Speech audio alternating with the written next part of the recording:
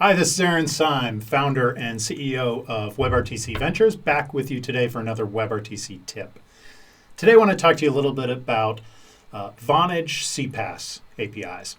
So CPaaS is a communications platform as a service you might remember from some of our other videos, and Vonage is one of these commercial platforms that you can use for integrating WebRTC video as well as other functionality into your application. And for us at WebRTC.Ventures, we are a leading integrator of WebRTC video into your application. We often use CPaaSs as a way to get the product to market faster, put in some additional functionality, and Vonage is one that we've been using for a long time. So I'm going to talk with you a little bit about that today. So let's jump into a little discussion around Vonage and CPaaSs. So the first thing to quickly recap here from another video we've talked about is why would you use a CPaaS instead of building directly to the WebRTC standard itself? And there's basically two reasons you would consider doing that. One is to get your product to market faster, because using a CPaaS means that they're going to handle all the media server infrastructure for you. Stun and turn servers that help you with signaling and making the connections for a video call. So they're going to handle all that for you. They're going to provide you with some simpler APIs around WebRTC. All of that means that you should have a lower upfront development cost and a shorter timeline to launch your product, because you don't have to worry about the video side as much. You don't have to be an expert in all of that. We don't have to do all of the finer detail configuration around that. Trade-off in that with any CPaaS is that you're going to have a higher transactional cost as you use it, because you're going to be paying for that platform based on how much you use it. Okay. The other reason you would consider using a CPaaS is for the additional features it offers you beyond just the video. These include things like SMS, sending text messages, voice, telephony, having more omni-channel APIs for communicating across lots of different channels with your customers, maybe other features like recording. Okay, so that's why you might use a CPaaS. Now, Vonage is one that we've been using for a long time. There are a number of great CPaaSs out there to consider, but Vonage got a earlier start in this space than many of them. And you may know Vonage as I did originally from these VoIP telephones that you could have at home. And I used that in an earlier business that I had in order to have a separate business phone line at home, and even egads, a fax machine when that was a thing. And I had that in my home for a business I was running, and rather than having other phone lines installed, did that over the internet, right? VoIP telephony. And when I lived outside of the U.S., I also had a VoIP telephone for making calls back to friends and family in the U.S. And so Vonage was a service like that. That's how most of us as consumers originally know them. They also have a lot of business class telephony services and products that they offer. But in 2016, they started to move into the communication platform space and started to offer things for developers by acquiring Nexmo, which gave them SMS and messaging and other capabilities. And then in 2017, they acquired TalkBox.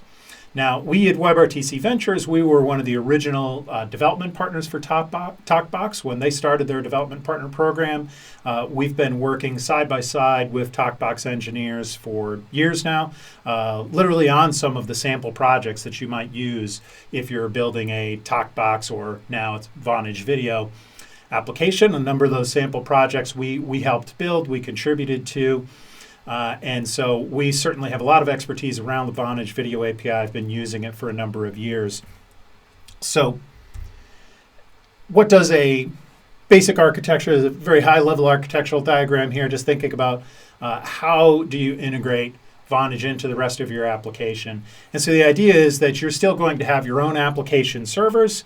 Our development team can set those up for you, most often on Amazon, but any cloud service. And we can use really any web programming language that you would like, essentially, to build that application. However you want to build that application, store that data in the cloud, you're going to do that, and that application traffic still is directly with your consumers as they use either your web application or your mobile app. And then behind the scenes, when you want to integrate video or any of these other communication APIs, you call out to the Vonage APIs in order to establish those connections, in order to make phone calls or send text messages. And then Vonage will handle that. Essentially, they're handling that communication with your customers, right? So if you're doing video, for example, that video traffic is going to be done entirely over the Vonage servers. However, it's still being done because this is an API integration. You're putting like the video block on your web page as part of the application, but the actual video traffic itself is not going over your servers.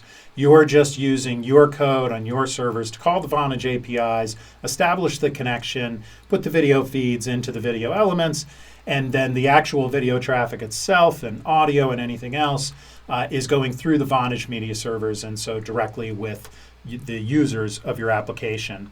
So they're handling things like stun and turn that we've talked about in terms of how you set up a WebRTC call. They're also managing all of that actual video traffic for you. You can configure it in how you use the API, but you don't need to worry about having a server infrastructure that handles that video traffic. You're essentially paying Vonage to do that for you. And then any other APIs that you use for SMS or anything like that, you're going to do that through a nice, clean API call as well. So it makes for a really nice, simple application architecture and allows you to get going with your application more quickly without having to know all the complexities of how to implement those features yourself. And if you look at Vonage's offerings overall, as I mentioned, they have a lot of other business class and enterprise class services that they offer for contact centers, call centers, around unified communications, VoIP and telephony. But if you go to their website, you want to look at the communication APIs, and that's specifically what we're working with when we build a custom application for you. And I've listed a few of those APIs here. This is definitely not all of them.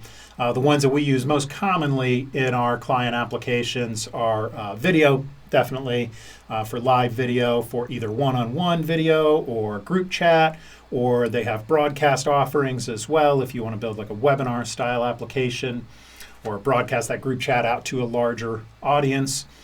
SMS for texting, and voice APIs for integrating phone numbers into that. Those are the APIs we use most commonly. They also have messaging APIs to let you connect into other messaging applications and bring that into your applications, such as Facebook, WhatsApp, Viber. And they have a conversations API, which is really interesting too, which allows you to basically carry the context of a communication from one channel to another. So for example, if you are using Vonage to build a customer contact center around your customer support, and let's say your customer asks you a question on WhatsApp, and then you give them a link to join you in a video call, for example, to see more about the problem that they're having and talk it through with them.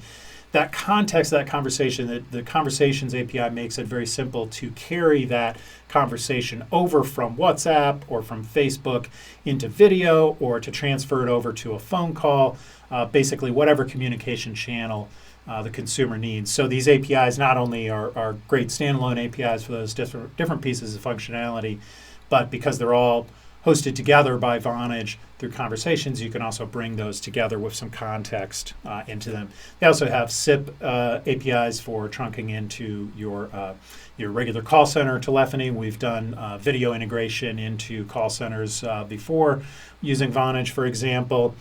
They have email APIs. They have a Verify API, which is for two-factor authentication, which is a pretty interesting one too, where if you want to do two-factor authentication to confirm that your user really is who they say they are, that they're giving you the right contact information, then that Verify API will allow you to send a code to them by text message. That's the most common way you've probably seen two-factor authentication in websites that you use. After you put in your phone number, they send you a text message, and you have to enter the code that you get in that text message in order to complete the setup of your account. For example, a lot of banking applications use that. The nice thing about the Verify API with Vonage is it's not just text messaging, but also works with their voice. So if someone doesn't want to get that code by text message, they want to get that by a telephone call instead, hear the code, and then type it in, they can do that. As well as you can use their APIs to set that up so that it tries first sending the code by text message, for example, and then if the code has not been entered by the customer in a certain amount of time, meaning you haven't made a call back to their API saying here's the code that they supplied, then it'll automatically make a phone call instead as a backup, because maybe for some reason the text message didn't work, but they could get a phone call, or vice versa, right?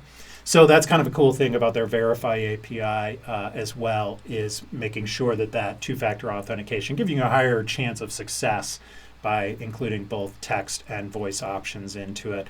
And then Advanced Insights, another API that they have that we like, which gives you additional data about calls, video calls that you're using on the Vonage video platform. I'll show you an example in a moment of what you can do with that. So there's a lot of power in these different APIs that they have. You can learn more by going to Vonage.com and checking out the communication APIs part of their site. So next I want to do a short demo for you of a product that we've built called SimplyDoc, which is a telehealth platform that we can customize for our clients who are working in telehealth. And this is something we built on top of the Vonage APIs. So I'm going to show you just part of that in order to give you a little taste of how we could commonly use these APIs, the different use cases that you might see for that in an application. So I'm sharing my screen here, and I've got a window open where I'm a doctor and a window open where I'm a patient. And first I'm going to show you just the quick example of the video API. I'm going to have the patient initiate a call, a video call, and this puts them into a waiting room with the doctor, waiting for the doctor rather. And so they go to this waiting room where they're going to see a preview of their video, their camera, and microphone. They can switch the camera and microphone. We're running a little network connectivity test here. Now, one thing here, this is using the what you see right here with my camera feed is using Vonage Video. But then also I have this link here of switch to a phone call. So for example, let's imagine that the patient in this case realizes that they have a poor internet connection, and they'd rather do a phone call instead of a video call in this case. So we have an option in here using Vonage Voice. It's kind of like a dial-in that you might see in a conference call, except we have this set up as a dial-out, which is how Vonage typically does it. And so in this case, the patient just puts in their phone number, and if they hit OK, there, I'm not going to do that because I'm going to show you video, but I put in a cell phone number there, or any phone in this case. It dials out to me. As soon as the call is about to start with the doctor, the system dials out to me when I pick up my phone and answer it. Now I'm in an audio call with the doctor. So the doctor is taking the call through their web browser. They don't necessarily know or care in the way we've implemented this if the patient is using video or they're dialing in from their phone. Doesn't really matter to them. We're letting the patient choose that, and we have the application set up to work either way. So that's an example of using voice and why you might integrate it with a video application as kind of a backup, right? So now on the doctor's side, I'm logged into this dashboard, so I've got an alert here letting me know that there's a patient waiting for a call, and I'm going to go ahead and take that call. But the doctor also received a text message notification and an email notification that there's a patient in the waiting room for them here.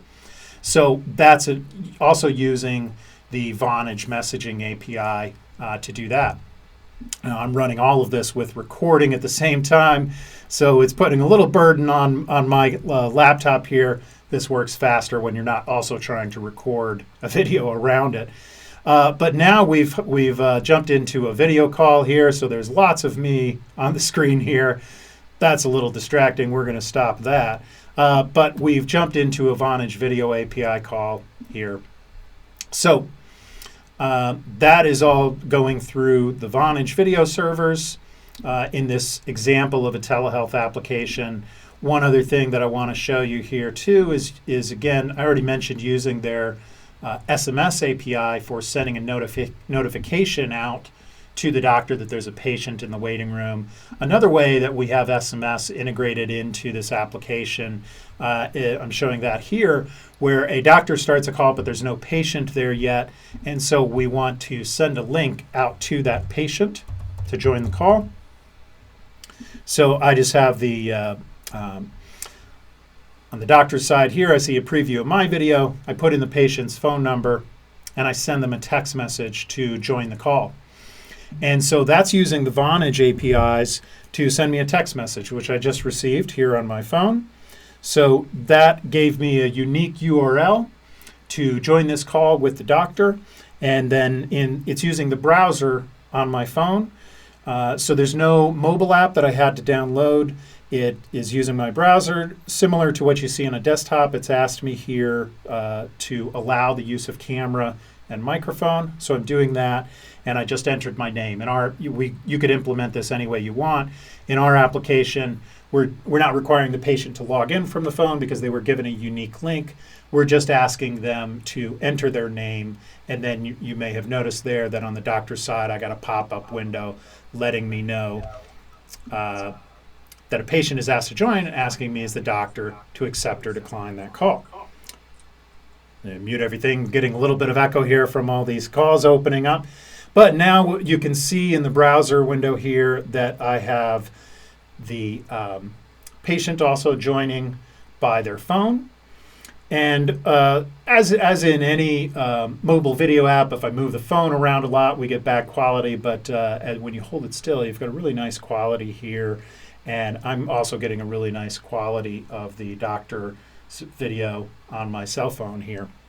So let's end that and go back to talking from the presentation. But that gives you a quick taste of how you might use the Vonage APIs in your application. So I showed you the use of 3 different APIs there. We used Vonage Video for a video call between the doctor and the patient. We also used their SMS API for sending text notification to the doctor that there's a patient in the waiting room. We also used the SMS API for sending a notification to the patient with a link to join the call. And then we also used their voice API as a backup way to join that telehealth visit when I don't want to use video as a patient for some reason. So that's a nice example of why you would use a CPaaS in general in your video application, because through the use of those different APIs, I've created a bunch of different channels to communicate with my customer, but I've made them, put them together in one nice, clean application. So that's a great example of why we would use a CPaaS, and Vonage in particular, a very nice choice to use here because they do have those different APIs for all the different communication channels. You know, I showed text message, voice, and video. We could have also done something over WhatsApp, Facebook Messenger, etc. So that's really nice to have. And then one other thing I mentioned I wanted to show you quickly was their Advanced Insights API. So this is another example of why you might want to use a CPaaS in your WebRTC application, and in particular Vonage has this Advanced Insights offering that you can add on to your account, which gives you some additional detail about video calls. So this can be really nice for customer service in particular, because keep in mind that there's a lot that we can do in the application to ensure that you have high quality video, right? But we can't control everything about any given call, right? If someone is on their cell phone on a hike in the mountains with a crummy cell signal, there's not a whole lot we can do about that, right? You're going to have a poor video call. That might be why they, one situation where they want to use the voice API instead of video, for example, right? Or if someone is just on a computer with a really low memory, trying to put way too much, they're running gaming on that, or the kids in the house are doing a bunch of intense gaming or Netflix or something on the home network at the same time as they're trying to have that telehealth visit, then you may have poor quality, right? So there's only so much that we can do in the application to prevent that if the users have a poor connectivity. So one thing that's helpful then is when you have a customer service concern, or better yet, supplying this data directly to the users to help them understand that something is going wrong with their network. And Vonage's advanced insights can help with that sort of customer service scenario, because when you have this add-on, it gives you all sorts of data around the bit rates of the users and their connections. And you can see, this is an example of a pretty bad call here where we're trying to do a one-on-one video call, but initially each party's having trouble. The connection is dropping. Eventually they get in there, but they're still having very erratic bit rates. And so they're going to have a pretty poor quality call. This is kind of an extreme example here. But the nice thing about this is if you build this into like an administration console, then if they look up the history of that call, whether they're a customer support rep or maybe you give this capability directly to the users, if they look up the history of that call, they can see, I had a really bad connection problem, right? And you can expose this data to them directly, or perhaps you take this data, but programmatically you sort of interpret what does it mean, and you give them some more user-friendly error messages letting them know that they had pretty bad connectivity, that the patient's connection dropped, so many number of seconds into the call, whatever the case may be, right? So that's a great way to be proactive with managing calls, and so a nice option here that Vonage offers that you would have to build custom if you were building a WebRTC application directly to the video standard itself. So a lot of things for you to consider there about lots of different APIs that Vonage offers us, and using a CPaaS to combine those different APIs into your web and mobile application and create a consistent user experience with different communication channel backups and offerings through it. And we didn't get into other features that they have in there as well, like in video, being able to record your video, stuff like that. So if this is interesting to you and you'd like to know more about building your custom application on top of the Vonage APIs, just reach out to us. You can find us at WebRTC.ventures. Go to the contact page, reach out to us. We'd be more than happy to talk to you about your application. Our team, which we're showing just a small portion of here on the screen, we are experts in building live video applications for a wide variety of industries, including telehealth, broadcasting, contact centers, and many more. So don't hesitate to reach out. We'd be happy to speak to you about your application too. So thanks for joining me for this edition of WebRTC Tips. Feel free to ask a question or leave a comment below the video, and let me know about other things that you'd like to hear about. And follow us on Twitter at WebRTC.Ventures. Let's make your application live. Contact us today. Thanks a lot.